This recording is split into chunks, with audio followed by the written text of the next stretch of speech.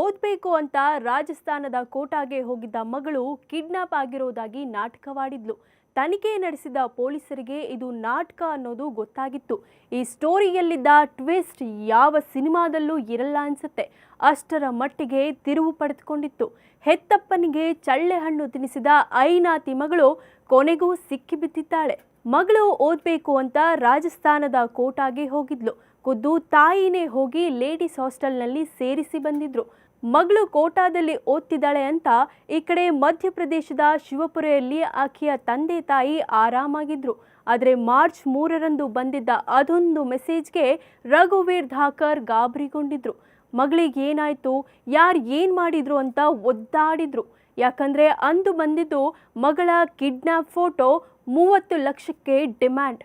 ಮಗಳು ತೊಂದರೆಗೆ ಸಿಕ್ಕಾಕೊಂಡಿದ್ದಾಳೆ ಅಂತ ಗಾಬರಿಗೊಂಡ ತಂದೆ ಕೂಡಲೇ ಶಿವಪುರಿಯ ಪೊಲೀಸ್ ಸ್ಟೇಷನ್ನಲ್ಲಿ ಕಂಪ್ಲೇಂಟ್ ಫೈಲ್ ಮಾಡ್ತಾರೆ.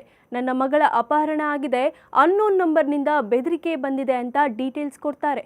ಅಷ್ಟೇ ಅಲ್ಲ, ಅನಾಮಿಕರು ನನ್ನ ಮಗಳ ಮೇಲೆ ಹಲ್ಲೆ ಮಾಡಿದ್ದಾರೆ ಅಂತ ದೂರು ಕೂಡ ದಾಖಲಿಸ್ತಾರೆ. ಶಿವಪುರಿಯ ಪೊಲೀಸರ ಸೂಚನೆ ಮೇರೆಗೆ ಹಾಸ್ಟೆಲ್ ಬಳಿ ಹೋದ ಕೋಟಾ ಪೊಲೀಸರಿಗೆ ಶಾಕ್ ಎದುರಾಗಿತ್ತು.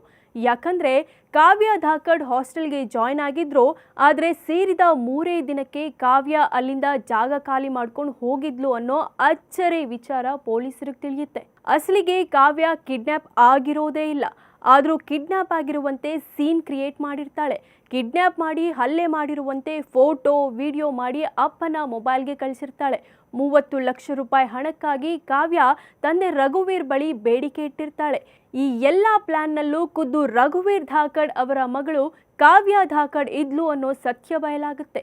ನೀಟ್ ಪರೀಕ್ಷೆಗೆ ತಯಾರಿ ನಡೆಸಿದ್ದ ಕಾವ್ಯ ಅಮ್ಮ ಹಾಸ್ಟೆಲ್ನಲ್ಲಿ ಬಿಟ್ಟು ಹೋದ 3 ದಿನಕ್ಕೆ ಸ್ನೇಹಿತರ ಜೊತೆ ಸೇರಿ ಇಂದೋರ್ಗೆ ಶಿಫ್ಟ್ ಆಗಿದ್ಲು ಎನ್ನಲಾಗಿದೆ. ಫ್ರೆಂಡ್ಸ್ ಜೊತೆ ಮನೆ ಮಾಡಿಕೊಂಡು ಜಾಲಿ ಲೈಫ್ ಲೀಡ್ ಮಾಡಿದ್ದಾಳೆ. ಮನೆಯವ್ರಿಗೆ ತಾನು ಕೋಟಾದಲ್ಲೇ ಇದ್ದೀನಿ, ಎಕ್ಸಾಮ್ಗೆ ರೆಡಿ ಆಗ್ತಿದ್ದೀನಿ ಅಂತ ಖರ್ಚಿಗೆ ಹಣ ಹಾಕಿಸ್ಕೊಂಡು ಇಂದೋರ್ನಲ್ಲಿ ಆರಾಮಾಗಿ ತಿರುಗಾಡ್ಕೊಂಡಿದ್ಲು ಅನ್ನೋದು ಪೊಲೀಸರ ತನಿಖೆಯಿಂದ ಬಯಲಾಗಿತ್ತು. ಮಾರ್ಚ್ 18ನೇ ತಾರೀಕು ಕಾವ್ಯ ಮತ್ತು ಸ್ನೇಹಿತರು ಜೈಪುರದ ದುರ್ಗಾಪುರ ರೈಲ್ವೆ ಸ್ಟೇಷನ್ನಲ್ಲಿ ಸುತ್ತಾಡಿರೋದು ಸಿಸಿಟಿವಿಯಲ್ಲಿ ಸೆರೆಯಾಗಿತ್ತು. ಈ ವಿಡಿಯೋ ಆಧರಿಸಿ ಕಾವ್ಯಾಳ ಸ್ನೇಹಿತಳೊಬ್ಬಳನ್ನ ಪೊಲೀಸರು ಟ್ರೇಸ್ ಮಾಡಿ ಲಾಕ್ ಮಾಡಿದ್ರು. ಆಗ ಸ್ನೇಹಿತನನ್ನ ವಿಚಾರಿಸಿದಾಗ ಕಾವ್ಯಾಳ ವಿದೇಶಿ ಪ್ರವಾಸದ ಪ್ಲಾನ್ ಬಯಲಾಗುತ್ತೆ. ಕೊನೆಗೂ ಕಾವ್ಯ ಇದೀಗ ಸಿಕ್ಕಿಬಿದ್ದಿದ್ದಾಳೆ. ಏಪ್ರಿಲ್ 2 ಇಂದೋರ್ಗೆ ವಾಪಸ್ ಬಂದಿದ್ದ ಕಾವ್ಯ ಇಂದೋರ್ನ ಔಟ್ ಸರ್ಕಲ್ನಲ್ಲಿರೋ ಸ್ನೇಹಿತನೊಬ್ಬನ ಮನೆಗೆ ಬಂದಿದ್ಲು. ಅಲ್ಲಿಂದ ನನ್ನ ಹುಡುಕೋ ಪ್ರಯತ್ನ ಮುಂದುವರಿಸಿದ್ರೆ ಸಾಯೋದಾಗಿ ಮೆಸೇಜ್ ಮಾಡಿದ್ಲು.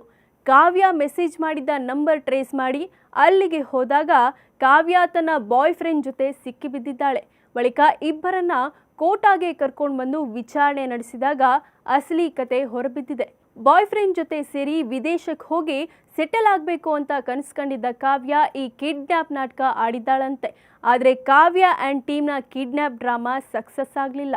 ಸದ್ಯ ಈಕೆ ಮಾಡಿದ್ದ ಡ್ರಾಮಾದಿಂದ 2 ರಾಜ್ಯದ ಮುಖ್ಯಮಂತ್ರಿ, ಓರ್ವ ಕೇಂದ್ರ ಮಂತ್ರಿ ಕೂಡ ಹೈರಾಣಾಗಿದ್ರು. ಇವಳ ನಾಟಕಕ್ಕೆ ತಲೆ ಕೆಡಿಸ್ಕೊಂಡಿದ್ದಂತೂ ಸುಳ್ಳಲ್ಲ.